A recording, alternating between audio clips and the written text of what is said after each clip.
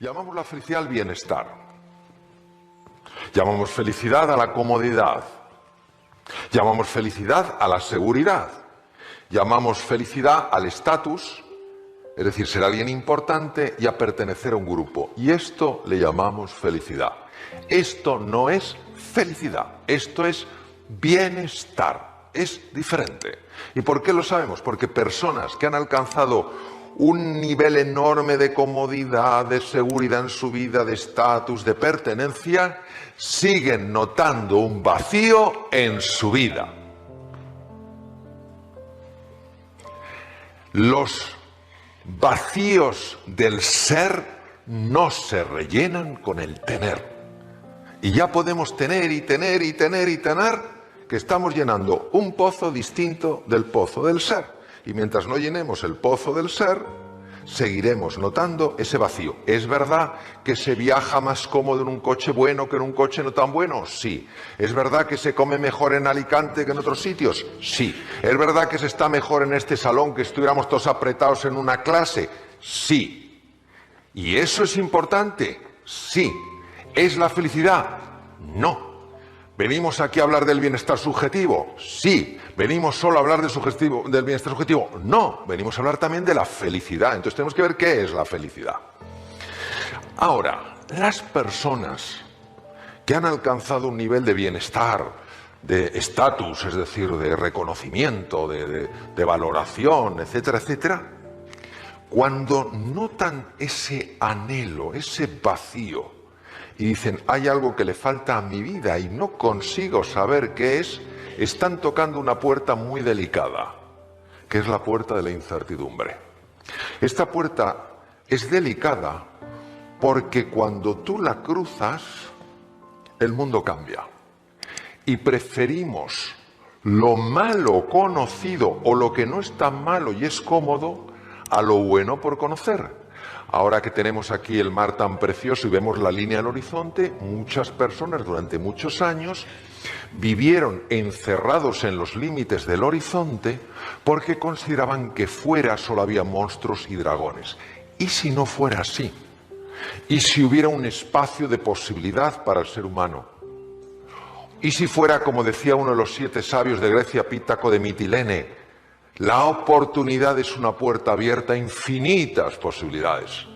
Y si el ser humano no solo necesitara el bienestar subjetivo, que claro que lo necesitamos, sino que además pudiera experimentar algo más profundo que es la felicidad. Eso es lo que tenemos que explorar.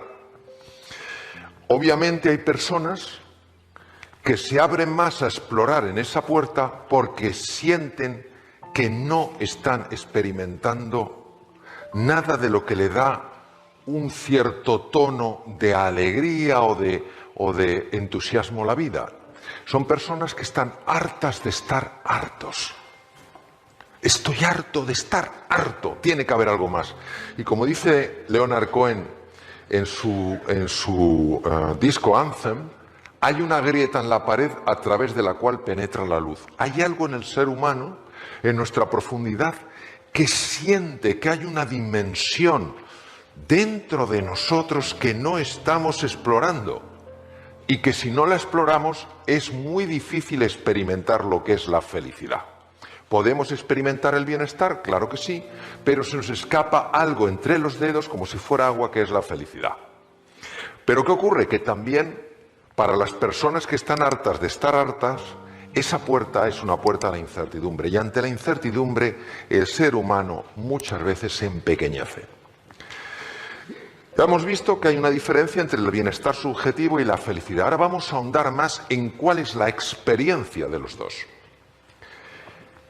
El bienestar subjetivo es lo que colma los sentidos. Yo me he tomado hoy un fideuà con tinta, o sea, fideuà negro, en vez de un arroz negro, un fideuà negro, que estaba riquísimo. Oye, riquísimo. Estaba colmando mis sentidos, claro que sí. Estaba viendo el mar, estaba en el Hotel Meliá aquí, estaba viendo el mar precioso, está colmando mi vista. Luego me han traído en un coche fantástico. Mi amigo Eduardo, bien, colma los sentidos, eso es bienestar subjetivo. La felicidad colma el corazón. ¿Y cómo sabes que colma el corazón? Porque la experiencia de felicidad es diferente. Tiene una cualidad distinta que la vamos a explorar. El bienestar subjetivo se experimenta, pues como lo que hemos visto antes, confort, agradable a los sentidos, te sientes cómodo, te sientes seguro, te sientes bien. La felicidad se experimenta como serenidad, lo que los griegos llamaban la ataraxia. Es decir, incluso en las dificultades no pierdes el ánimo. Cuando las cosas te van bien, no se te sube la nariz. Es como una paz interior que no depende de lo que te pasa, que irradia desde lo que eres. Lo segundo es la alegría, es una alegría. Es decir, que no es estar contento, es una alegría, pero ya sabéis que la alegría está muy castigada hoy en día. Tú vas alegre, una persona alegre, poner cara alegre, por favor. Vas alegre por la vida. Y alguien te dice, Mario, ¿qué te pasa? Dice, no, que estoy alegre. Dice, ¿pero te ha pasado algo? ¿Te han ascendido? ¿Te ha tocado? No. Te dice, wow, qué rarito está este. Wow. La alegría está castigada, parece que hay que ir serios por la vida. Entonces hay una alegría que irradia, que no se siente el contento de que me ha tocado una lotería o que me han regalado una cosa que me gusta, es algo más profundo. Y lo tercero es una confianza esencial en la vida. ¿Por qué es tan importante eso? Porque cuando uno conecta con esto deja de tener miedo. Dejas de tener miedo. Porque te sientes sostenido por el universo. Cuando tú estás verdaderamente enfocado en una tarea y el mundo a tu alrededor desaparece, ¿qué tal haces esa tarea? ¿Mejor o peor? Si te estás distrayendo constantemente, bien. Si tú emprendes nuevas acciones, emprendes nuevos caminos y algo empieza a tensarte y a angustiarte, ¿tiendes a seguir avanzando o tiendes a retraerte? Y la creatividad. La creatividad es de las cosas más sensibles al estado emocional, porque depende fundamentalmente del hemisferio derecho, una gran conexión con el mundo emocional. Entonces, una persona que se sienta emocionalmente bloqueada, creativamente está anulada. También lo exploraremos. Entonces, vamos a poner un ejemplo muy fácil. Eficaz es cargarte una mosca con un cañón. ¿Te la cargas o no? Hay alguno que dice, no sé lo que habrás fumado, pero normalmente una mosca, le pones un cañón y te la cargas. Eso es eficaz, pero ¿consume o no consume recursos? Un montón. Ahora, si coges un matamoscas, esto es eficiente. Con pocos recursos consigues lo mismo. Y esto es lo más importante que os quiero mostrar respecto de la relación entre la felicidad y la productividad. Mirad, voy a utilizar esta cosa tan chula, ya veréis, a ver si funciona. Eso es, a ver, enséñamelo. Bien. Observar, nivel de rendimiento. Oh, esto es fantástico. Se queda bloqueado. Bien. Así se queda. Nivel de rendimiento, que es la productividad, la efectividad. Y abajo, nivel de presión interior. Esta es la curva de los profesores de Harvard, Yorkis y Dodson. ¿Qué quiere decir? Que si yo tengo un nivel de presión adecuado, mi performance es alto. Pero cuando mi nivel de presión aumenta más de la cuenta, mi performance cae en picado. ¿Cuándo yo noto que esa presión aumenta? Cuando no me siento valorado, cuando no me siento querido, cuando no me siento respetado, cuando soy incapaz de ver a la otra persona más allá de los juicios y me pongo a la defensiva, cuando me siento resentido, cuando tengo celos, todo eso aumenta la presión interior, es la base del sufrimiento humano y baja el performance. Os decía que Yorkis y Dodson no pudieron saber qué pasaba porque no había tecnología entonces, pero ahí sí existe. Y lo que existe es lo siguiente. ¿Veis? En color rojo está el lóbulo frontal. El lóbulo frontal del cerebro humano es el más importante en la productividad de una persona, porque es el cerebro ejecutivo. Es el que te hace tomar buenas decisiones, ser más creativo, aprender más deprisa, enfocarte bien en las cosas. Lo interesante es que cuando una persona se siente amenazada por el otro, bien porque el otro es más brillante, bien porque el otro es menos respetuoso, pero se siente amenazado y pierde esa serenidad, esa confianza fundamental en la vida, se activan unos núcleos llamados amígdalas. Pero muy importante, siempre lo digo, y todavía hay personas que luego me preguntan angustiados, cuando hablo de las amígdalas, no hablo de estas. Hablo de unos núcleos en los lóbulos temporales del cerebro. Porque en una ocasión, se me olvidó decirlo, una persona casi se me cae redonda. Le miro y le digo, ¿qué te pasa? ¿Te encuentras bien? Me dijo, no. Digo, ¿qué te pasa? Dice que estoy entendiendo toda mi vida y ya no tiene remedio. Me las quitaron de pequeño. ¡Qué penita! Estas son las amígdalas. Los lóbulos temporales. Entonces, cuando las amígdalas se activan porque una persona se siente amenazada, o bien por la vida, o bien por los demás, o bien por las circunstancias. Cuando una persona se siente amenazada por la otra persona porque en lugar de ver la tristeza, el sufrimiento detrás del ataque, solamente ve la ofensa. Cuando una persona no deja la herida a un lado, entendiendo que con la herida no se puede avanzar durante mucho tiempo y que el ser humano no hace cosas malas porque sea malo, sino que hace cosas lamentablemente incorrectas por su ignorancia, porque no ve. Cuando uno empieza a trabajar eso, la serenidad, la alegría y la confianza empiezan a penetrar con más intensidad en su interior. Eso hace que la eficiencia aumente.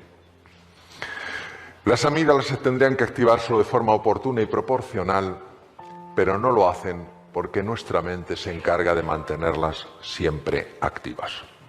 Y voy a terminar en esta breve exposición que ojalá nos haya ayudado a, por lo menos, a plantearnos ciertas cosas de la siguiente manera. Mirad, en una ocasión estaba con el profesor Howard Gardner aprendiendo temas de inteligencias múltiples con él, que fue el creador de la teoría de inteligencias múltiples, y conocí una mujer fascinante, una mujer muy extraña, porque yo le hablaba, tardaba en contestarme y al cabo de un rato me contestaba. Y entonces empecé a pensar que tenía un problema de audición, que tenía algún tipo de sordera. Yo empecé a mirar así, no soy muy discreto, empecé a hacer así.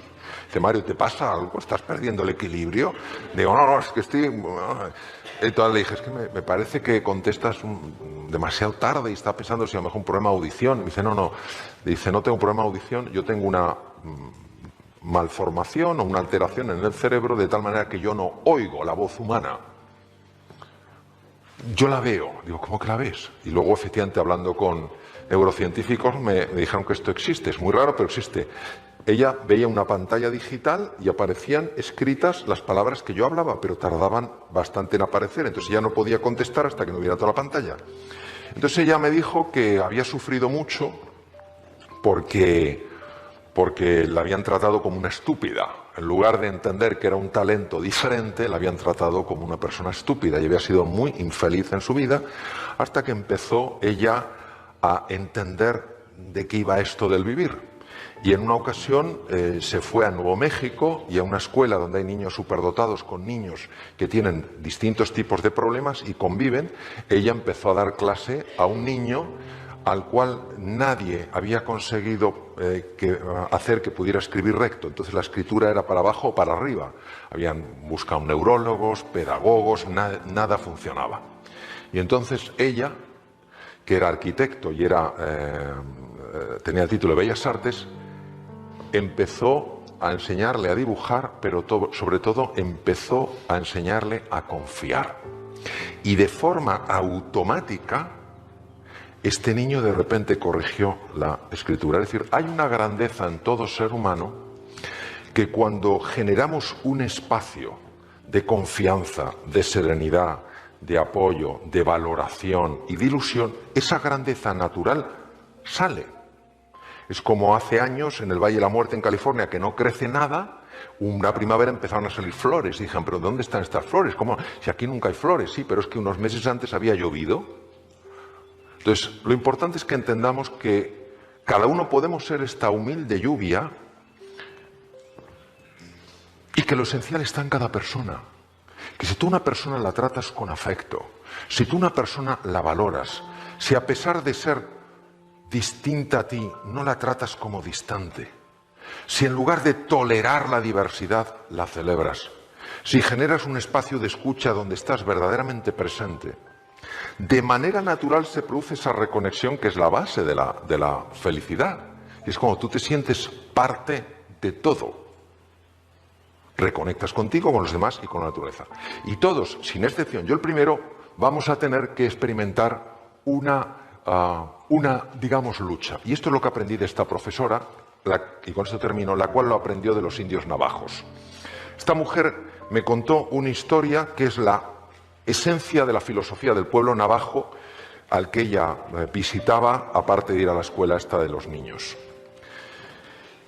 Y esta historia mitológica, mítica, que llevan cientos de años repitiéndose los navajos entre sí, es la siguiente. Dentro de mí está teniendo lugar una gran batalla. Por un lado está el águila majestuosa. Todas las acciones del águila están llenas de verdad, de bondad y de belleza. El águila que vive en mí vuela por encima de las nubes y aunque a veces baja los valles, siempre deposita sus huevos en la cima de las altas montañas. Pero dentro de mí también vive un terrible lobo. Él representa lo peor que hay en mí. Se sustenta sobre mis propias caídas y justifica su presencia diciendo que él también es parte de mí. ¿Quién ganará esta gran batalla? Aquel a quien yo cada día alimente. Muchas gracias. Gracias.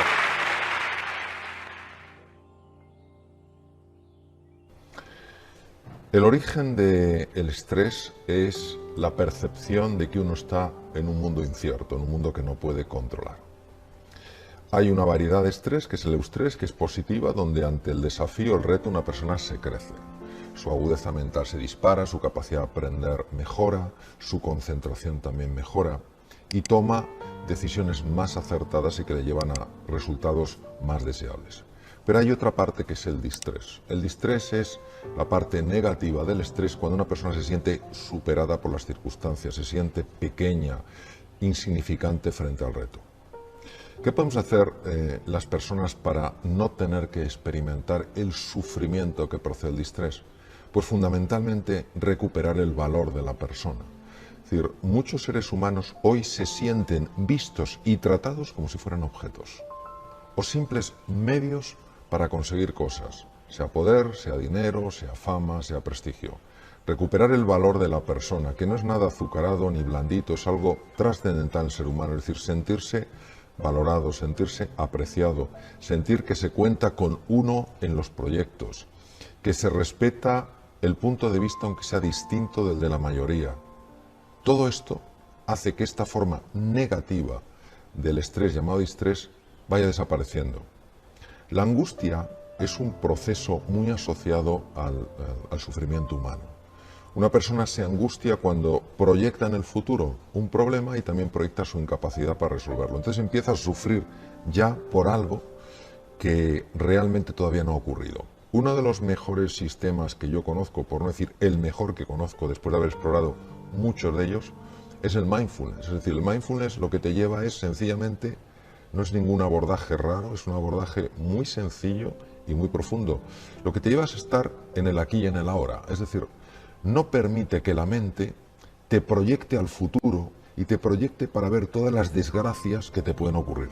Ni permites que te proyecte hacia el pasado para ver todas las cosas de las que te lamentas, sino que te hace mantenerte en el presente. Cuando una persona aprende a estar en el aquí y en el ahora, es muy difícil que experimente ansiedad o angustia al nivel que experimenta alguien que no tiene de alguna manera adecuadamente gestionada su mente. Por eso me parece que también es muy importante. ¿El estrés y la angustia tienen conexión? Claro que sí. ¿Y la depresión? La depresión es un campo muy complejo. La persona que sufre una depresión clínica lo pasa francamente mal. Es una persona que prácticamente no disfruta con nada, ni con un precioso amanecer, ni con una relación afectuosa. Y hoy sabemos que la depresión y la ansiedad son primos hermanos, pero casi hermanos. Es decir, que un proceso largo de ansiedad, un proceso largo de angustia puede terminar en una depresión. Y es curioso porque en este sentido Sigmund Freud decía que la depresión es la agresión vuelta contra uno mismo. Cuando uno estudia la mente humana y empiezas a ver con qué frecuencia la mente sabotea tus mejores esfuerzos para salir adelante en la vida, pues te das cuenta que algo tan poderoso todo el día actuando en contra tuya, pues no es de extrañar que te lleve a una depresión. Entonces, en resumen, yo diría que hay dos cosas que podemos hacer. Primero, tratar a los demás de verdad como personas. Pueden ser distintos a nosotros, pero no tienen por qué ser distantes. También ellos quieren ser felices, también quieren ellos sufrir menos, y no podemos permitir que formas distintas de ver la realidad nos separen como personas. Y en segundo lugar, hacer trabajo interior para encontrar ese silencio donde está el más bello de los sonidos, que no es la ausencia de sonido, es la ausencia de ruido. Cuando tú vas entrando en ese silencio y la mente se va apaciguando de forma natural, el cuerpo se recupera, la energía aumenta y la claridad mental también se dispara. Entonces son unas cosas que aparentemente son muy sencillas, pero cuando uno las estudia se da cuenta de que tocan los rincones más profundos del ser humano. Estupendo, Mario. Fantástico. Y cuando una persona recupera esa claridad, cuando recupera todo esto de lo que estamos hablando, ¿cómo puede influir eso en su puesto de trabajo? Estamos hablando también de trabajo. ¿De qué manera puede beneficiar a la empresa que la persona recupere ese equilibrio? Sí, ha habido una serie de investigadores a lo largo de la historia que han hecho aportaciones verdaderamente importantes. La lástima es que muchas de esas aportaciones no salen de los centros de investigación y personas que no están en ese mundo pues tampoco saben de qué manera se podrían beneficiar de esas investigaciones y de esos descubrimientos. Uno de estos descubrimientos fue de los profesores Yorkis y Dodson de la Universidad de Harvard, que descubrieron la relación que había entre la eficiencia de una persona, imaginemos la eficiencia de una persona en su puesto de trabajo, y el nivel de tensión interna que esa persona estaba experimentando. Y se dieron cuenta que que todos necesitamos un nivel de tensión para ser eficientes, necesitamos trabajar un poquito contra reloj algunas veces, pero cuando esa tensión interior supera un nivel, todo lo que es la eficiencia cae radicalmente. Es decir, la capacidad de esa persona para negociar bien, para tomar buenas decisiones, para aprender cosas nuevas, para buscar nuevos caminos, se reduce significativamente. En la época de George Case y Dodson se desconocía por qué pasaba esto. Es decir, se sabía, ellos habían estudiado y habían visto efectivamente que una persona con una gran tensión interior, porque tiene un gran nivel de distrés, porque tiene un gran nivel de angustia, un gran nivel de ansiedad, su performance laboral, personal, era mucho menor. Hoy con las técnicas modernas de neuroimagen y que se pueden inducir estados de ansiedad y angustia en voluntarios, se sabe lo que pasa en el cerebro, y lo que pasa en el cerebro es que cuando una persona está sometida a mucha presión interior, partes enteras de su cerebro empiezan a alterarse. Partes que son muy importantes a la hora de tomar buenas decisiones, a la hora de pensar con claridad, a la hora de mirar las cosas de una forma sosegada, de una forma serena. Y claro, por eso se comprende que una persona emocionalmente bloqueada es una persona psicológicamente anulada. Por eso tiene tanta importancia buscar espacios de silencio, espacios de recogimiento y sentir la cercanía de otras personas. Personas que sabes que si te caes, cometes un error, no te van a señalar con el dedo, sino que te van a ofrecer una mano para levantarte. Son cosas sencillas, pero tienen un impacto, como decía antes, muy profundo en el ser humano. Y por eso las personas felices, las personas que se sienten rodeadas de otros seres humanos que se interesan por su bienestar, que forman parte de proyectos que son inspiradores, son personas que esto, vamos, no tenía la ciencia que haberlo demostrado. Intuitivamente es algo que uno ve con gran absoluta claridad. Son personas mucho más creativas, mucho más proactivas, dan muchas mejores iniciativas.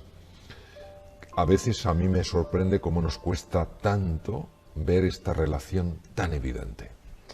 Última pregunta, Mario. Fantástica tu respuesta, como siempre. ¿qué les podríamos decir a empresarios y a empleados para que mejoren o hagan más amable esa convivencia dentro de la empresa? Bueno, yo les diría lo que mostró el profesor Rosenthal, también catedrático de psicología en Cambridge, lo que mostró el profesor Rosenthal, que se llama el efecto Pigmalión. Cuando profesores trataron a niños como si fueran realmente brillantes, porque alguien les había dicho que eran muy brillantes, las puntuaciones de esos alumnos mejoraron de una forma extraordinaria. Su nivel de aprendizaje aumentó de una forma verdaderamente llamativa. Cuando a los profesores se les dijo que otros alumnos eran torpes, no importaba lo que hicieran esos alumnos, al final su performance era muy bajo. Es decir, la imagen que tenía el profesor inconscientemente influyó en los alumnos. Si el profesor tenía la imagen de que ese alumno era un alumno muy bueno, pero el alumno no aprendía, el profesor se lo explicaba de otra manera. Si el alumno cometía un error, el profesor automáticamente interpretaba que hasta la gente más brillante comete errores y no valoraba especialmente ese error, sino que le ayudaba a aprender de eso que había pasado. Pero cuando el profesor pensaba, creía que ese alumno era torpe, si ese alumno no aprendía, automáticamente decía cómo aprender, si es incapaz de aprender. Cuando el alumno cometía un error, no lo percibía como el otro, lo percibía como una muestra clara y diáfana de la incapacidad de ese alumno. Es decir, lo más importante es cómo ves tú a los demás. Cuando una persona se ve vista como alguien que tiene un extraordinario potencial, de forma natural empieza a expresarlo.